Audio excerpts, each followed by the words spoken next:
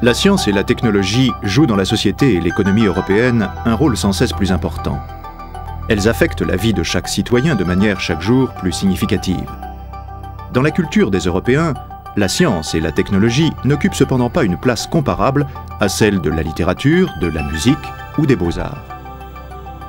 À la fin des années 50, l'écrivain et penseur C.P. Snow relevait pour la regretter la séparation entre culture scientifique et culture littéraire et humaniste. Le constat n'a rien perdu de son actualité.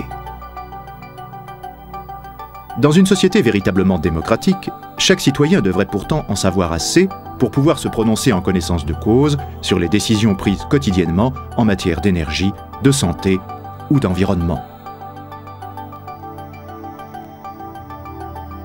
D'un autre côté, les carrières scientifiques et techniques n'attirent plus guère les jeunes, et la question se pose de savoir comment constituer les futures générations de chercheurs et d'ingénieurs dont l'Europe a besoin. C'est donc en pensant à la fois au présent et à l'avenir que la Commission européenne a pris l'initiative d'organiser pour la première fois en 1993 une semaine européenne de la culture scientifique.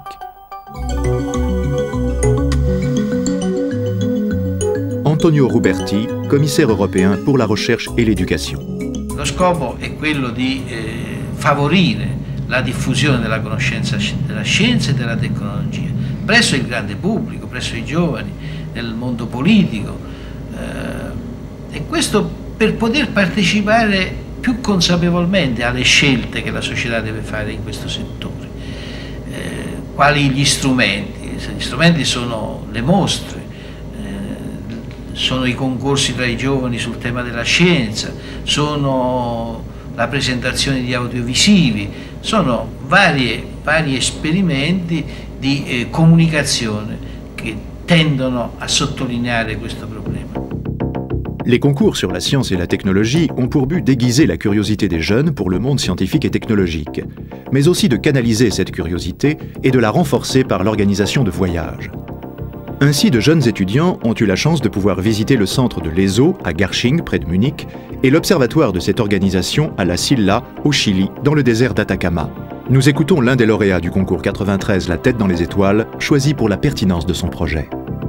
My proposal is to find out how much mass there is in the universe. We want to know whether the universe will go on expanding forever or will collapse in on itself.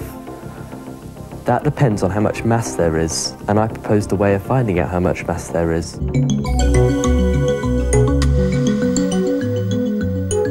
À côté des concours, la Semaine européenne de la culture scientifique a également servi de cadre à de nombreuses conférences et à une série d'animations dans les musées. La ricerca per produrre nuove conoscenze è un processo per sua natura cumulativo. I musei dunque rappresentano la memoria di questo processo di crescita della conoscenza, attraverso le collezioni degli strumenti, attraverso i documenti che segnano le tappe di questo processo. Ces musées jouent donc un rôle essentiel dans la transmission et la diffusion de la connaissance scientifique.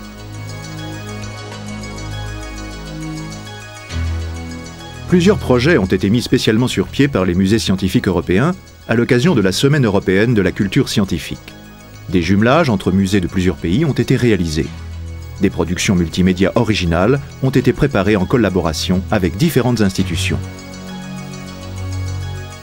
À Londres, au Musée de la Science, des jeunes de 18 pays différents ont participé à une nuit de la science. Le but était de les introduire d'une manière originale dans le monde de la science.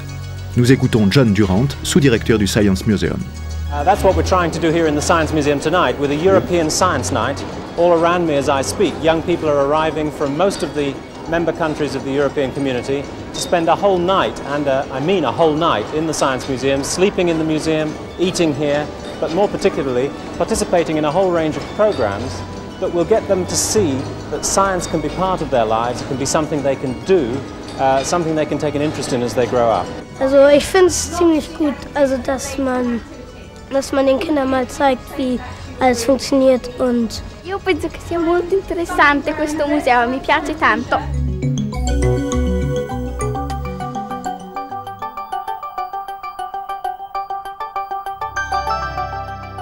Du 21 au 25 novembre 1994 aura lieu la seconde édition de la Semaine européenne de la culture scientifique. 25 projets seront organisés, associant chacun des personnes et des institutions de pays européens différents, mobilisant la presse et les médias à l'échelle européenne et atteignant le public par-delà les frontières. En même temps que la science et la technologie, l'objectif de la Semaine européenne de la culture scientifique est en effet de rapprocher le public de la science dans sa dimension européenne. D'une part, la coopération scientifique européenne, et d'autre part, la science telle qu'on la pratique et telle qu'on la montre dans les autres pays. La Semaine européenne de la culture scientifique, c'est à présent un rendez-vous quasi obligé pour tous ceux qui, en Europe, s'emploient à faire connaître, comprendre et aimer la science.